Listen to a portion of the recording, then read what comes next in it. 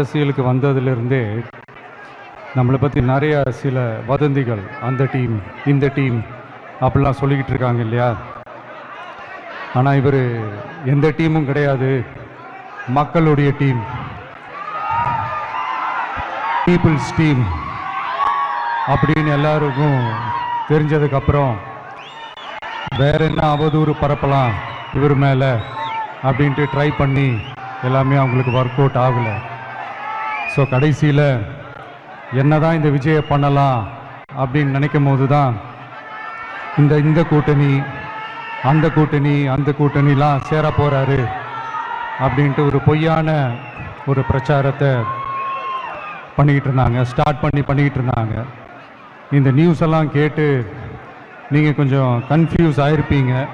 அதனால் இங்கே மறுபடியும் ஓப்பனாக தெளிவாக ஒரு விஷயத்தை நான் சொல்கிறேன்.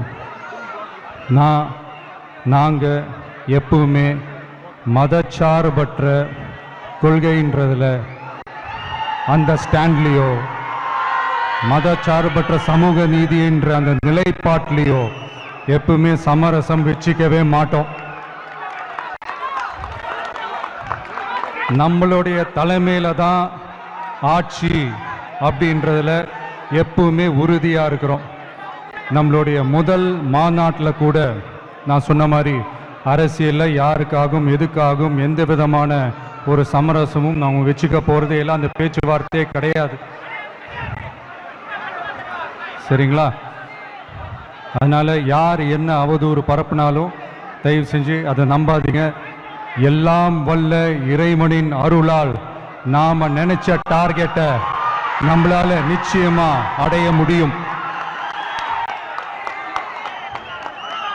இன்னைக்கு என்னுடைய இஸ்லாமிய சகோதர சகோதரிகளுக்கு என்னுடைய ரமலான் நல்வாழ்த்துக்கள். கான்ஃபிடென்ட்டா இருங்க, நல்லதே நடக்கும், வெற்றி நிச்சயம்.